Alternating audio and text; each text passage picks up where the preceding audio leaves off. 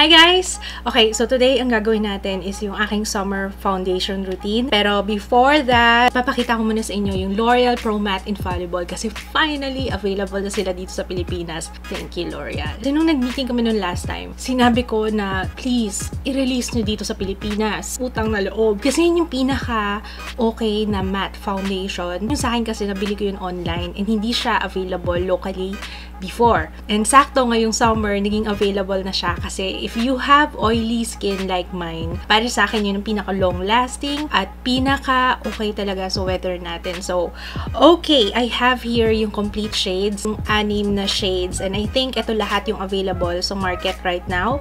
Correct me if I'm wrong. Demi matte finish, and it's air light, and it's oil-free. Up to 24 hours daw siya. Sa oily skin, 12 oras lang. Hanggang dun lang siya. Before gumawa na ako ng first impression review nito, kung hindi nyo pa nakikita, siguro ilalagay ko na lang din sa card or sa description box if you wanna check it out. First impression review yun, guys. Mali yung pagkaka-apply ko nun. Ang ginamit ko brush, pero alam nyo guys, sa patuloy na paggamit ko, kasi ito gamit na gamit ko, wala na halos siyang laman. Mas okay kapag ka sponge yung ginamit or beauty blender. Kasi mas medyo manipis siya. Kapag brush kasi, napansin ko parang nagiging cakey sa face ko and hindi siya nabablend ng maayos. It's available right now sa inyong suking L'Oreal counter. Meron na sa Watsons, meron sa department store. It's 700 pesos. Guys, huwag kayong manghinayang kasi little goes a long way.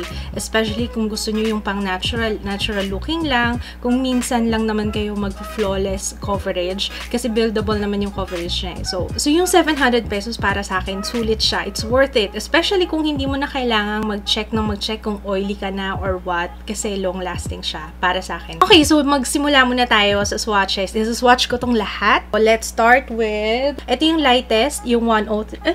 Lightest pala yung ginagamit ko, Natural Buff. Yung available lang dito sa Pilipinas ha. Yung 103 or Natural Buff. Feeling ko ito, medyo may pagka-pinkish pa siya. Kasi napapansin ko yun eh, guys. And alam ko, nasabi ko rin yun sa first impression review ko. Ito yung Natural Buff. 104 or Golden Beige. Medyo neutral pa to. 105 or Natural Beige. 106 or Sun Beige. Definitely yellow undertone ito. 107 or Fresh Beige.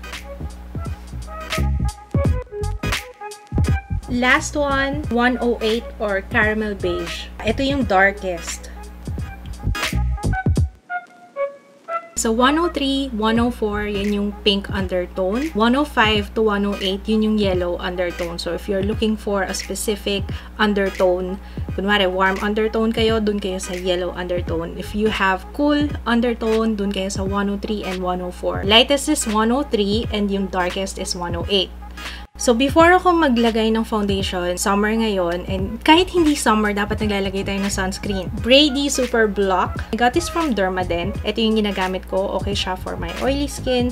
And, yeah, kahit hindi na ako mag-moisturizer, sunscreen, okay na sa akin. SPF 50, water resistant, sweat resistant, and wala siyang fragrance. Sa lahat ng skincare, alam ko, sinabi ko na to dati, yung sunscreen yung pinaka-importante, kaya wag nyo i-take for granted yan. Pasasalamatan nyo yung sarili nyo in the long run. Promise talaga. Kung meron kayong enlarged pores, ayan, since ang aim ko ngayon is flawless and plakadong summer foundation, para ma-hide yung aking pores, CT Color mattifying primer. 2-in-1 na siya. Mattifying primer. Tapos, i-hide din niya yung mga pores. Yung talagang nagsisigawan na yung mga pores ko. Pero dito ko lang siya ilalagay, ha? So, pag nilalagay ko siya ganyan-ganyan, tap-tap lang, lightly, para lang mapalitadahan yung pores ko. Gagamitin kong sponge is from Miss Bella. Sobrang soft niya. I-expand siya. Palang malalaman nyo na sobrang soft niya kasi pag nag-expand siyang ganyan.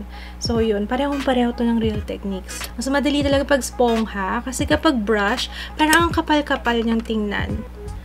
So, uy, ang perfect nito. Perfect tong kulay ng foundation sa akin. Yung Natural Buff pala. Puti pala sa akin yun. Ngayon ko lang na-realize. Pero hindi nag-oxidize sa akin to, guys, ha. never siyang nag-oxidize sa akin. Kalahati lang muna ng face ko yung lalagyan ko para makita nyo yung difference sa coverage. Ito siya on one side of my face. See? Matte talaga siya, guys. Actually, hindi nyo na kailangan mag-powder dito, pero kung very oily skin kayo, kailangan nyo mag-set with powder. Dito sa side na to, ayan, kitang-kita pa yung blemishes ko, yung aking melasma, yung mga pimple marks, ayan. So, i-apply ko na siya on the rest of my face. Walang lagkit akong nafe-feel. And maraming nagtatanong pala sa inyo guys, bakit hindi ako mahilig mag-concealer? Okay naman sa akin mag-concealer, walang problema. As long as magsastay ako sa aircon na lugar. Kapag ganitong mainit, less is more. Kaya rin na kasi sa akin kahit hindi ako mag-concealer. Kasi wala naman akong masyadong, thank God, baka pagising ko bukas. Wala akong masyadong dark circles under the eyes, kaya okay lang kahit foundation lang yung ilagay ko. Ang gagawin ko na is magbe-bake ako. Yes, kailangan ko mag-bake. Talagang tatagal yung foundation nyo. Mas okay nga kung makakapag-jumpsuit pa kayo eh. Kung hindi nyo pa napapanood yung aking jumpsuit technique, ayan, ililink ko rin, guys. Okay yung jumpsuit sana, kaso masyado siyang matrabaho. Kung imagine gagawin nyo yun araw-araw, masyadong time-consuming. Ang gagamitin ko ngayong pang-bake is yung Coty Air Spun. Lately, lagi ko tong ginagamit kasi nagustuhan ko na siya. Pansin ko mas okay yung oil control niya. Sorry, Nichido, nag-2-time ako ngayon. Ilalagay ko siya dito sa under eye area. Baka magulat kayo minsan kasi talagang kapag nagbe-bake ako, minsan all over the face. Hindi lang siya sa under eye area. Pero ngayon, ito ko lang siya ilalagay sa under eye area, dito sa noo, kasi yan yung talagang mabilis mag-oil up. Usually pati sa kilay, pero tinapos ko na kasi yung kilay ko ngayon. Pero actually, hindi na masyadong bake tong gagawin ko. Papakita ko lang sa inyo kung ano yung ginagawa ko. Kasi tapos na yung eye makeup ko eh. Yung ginamit ko is yung Naturally Neutral. This one is parang translucent. So, hindi niya naapektuhan yung kulay ng foundation. So, yan. Patatagalin ko lang siya. Usually, pagka-apply ko ng powder, habang binibake ko, ginagawa ko ng kilay ko and yung eye makeup. And then, after my eye makeup, saka ko ngayon to ibe-blend. Tatanggalin ko na yung excess na powder after ko mag-bake. I love this brush. Grabe. Kasi mas nakukuha niya yung powder dun sa ilalim ng eyes. Oh. And then, tatapusin ko na lang yung aking makeup. Magko-contour, magba-blush, mag-highlight, and then lipstick. Babalikan ko kayo after that. Okay, so we're done. Ito yung routine na ginagawa ko kapag gusto ko flawless talaga yung foundation ko. Pero, yung alam kong magla-last all day. I love Infallible Pro Matte. Alam niyo yan. Okay, so finally, available na siya sa Pilipinas. Maraming salamat sa panonood. Sana nakatulong tong video na to. Sana na-enjoy nyo. And, yeah, abangan nyo yung mga susunod na videos. See you again next time.